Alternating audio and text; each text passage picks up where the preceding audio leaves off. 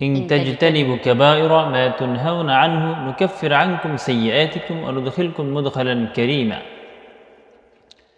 In তাজতানিবু কাবাইর, যদি তোমরা বড় অপরাধ থেকে, বড় গুনাহ থেকে বেঁচে থাকো, মা তুনহাউনা আনহু, যা থেকে তোমাদের নিষেধ করা হয়েছে, নুকাফির আনকুম সাইয়্যাতিকুম, তাহলে আল্লাহ সুবহানাহু ওয়া তাআলা তোমাদের ছোটোখাটো যে অপরাধ এগুলো আল্লাহ এমনিতেই মাফ করে দিবেন।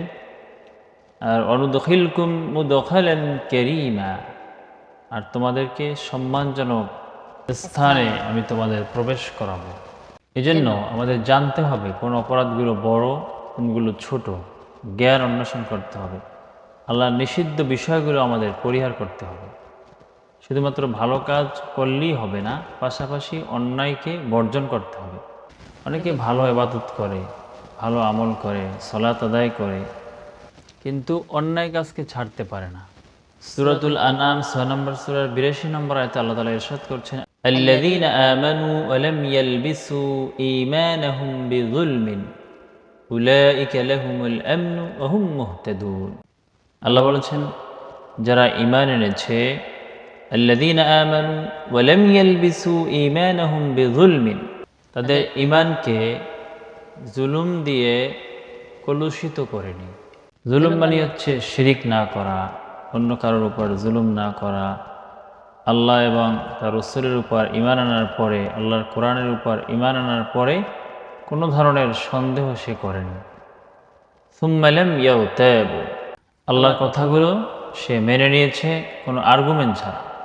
শুধুমাত্র ভালো কাজ করলেই আল্লাহ তা গ্রহণ করবেন না, পাশাপাশি অন্যায়কে বর্জন করতে হবে, গুনাহের কাজকে পরিত্যাগ করতে হবে। এজন্য কোরআন কারীম সূরা তাওবা ৯ নম্বর সূরার ১১২ নম্বর আয়াতে আল্লাহ তাআলা ইরশাদ করছেন শেষ দিকে, যে ঈমানদারের কিছু বৈশিষ্ট্য আল্লাহ বর্ণনা করলেন, এরপরে বললেন ওয়াল হাফিযুনা লিহুদুদিল্লাহ, যারা আল্লাহ সুবহানাহু ওয়া তাআলার হালাল এবং হারামের সীমারেখা, সীমাকে রক্ষা করে চলে, এই সমস্ত ব্যক্তিদের জন্যই অবাশশিরিল মুমিনিন, জান্নাতের সুসংবাদ। ৪২ নম্বর সূরা ৩৭ নম্বর আয়াতে আল্লাহ তাআলা ইরশাদ করছেন, ওয়াল্লাযীনা ইয়াজতানিবুনা কাবাইরাল ইসমি ওয়াল ফাওয়াহিশ, ওয়াল্লাযীনা, যারা ইয়াজতানিবুনা কাবাইরাল ইসমি ওয়াল ফাওয়াহিশ, যারা ইজতিনাব করে, বেঁচে থাকে বড় অপরাধ থেকে, অশ্লীল থেকে, গুনাহ থেকে। অন্যায়, অপরাধ এবং অশ্লীল কার্যকলাপ থেকে যারা বেঁচে থাকে, আল্লাহ সুবহানাহু ওয়া তাআলা বড় অপরাধকে বর্জন করার জন্য আল্লাহ বলেছেন। যেন আমাদের জানতে হবে কোন অপরাধগুলো, হারাম ভক্ষণ করা, সুদ খাওয়া, সালাত পরিত্যাগ করা, যাকাত আদায় না করা, পিতামাতার অবাধ্য হওয়া, আল্লাহর সাথে শিরক করা ১ নম্বরে, কুফরি করা, এ ধরনের যে বিষয়গুলো রয়েছে, আল্লাহর কোনো আয়াতকে অস্বীকার করা, বড় বড় অপরাধ থেকে আমাদের বেঁচে থাকতে হবে। আল্লাহর হুদুদ, সীমানাকে আমাদের মেনে চলতে হবে, হালাল হারামের বর্ডারকে মেনে চলতে হবে। আল্লাহ বলছেন, আল্লাযীনা ইয়াজতানিবুনা কাবাইরাল ইসমি ওয়াল ফাওয়াহিশ ইল্লাল লামাম, আল্লাহ শর্ত দিয়েছেন কোরআনুল কারীমে ৫৩ নম্বর সূরা নাজম ৩২ নম্বর আয়াত, যারা,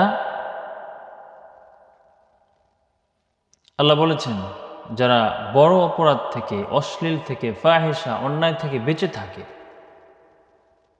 এদের সামান্য যে ত্রুটি বিচ্যুতি হবে, ছোট অপরাধ, এগুলো আল্লাহ এমনিতেই মাফ করে দেবেন এবং তাদেরকে জান্নাতে প্রবেশ করাবেন।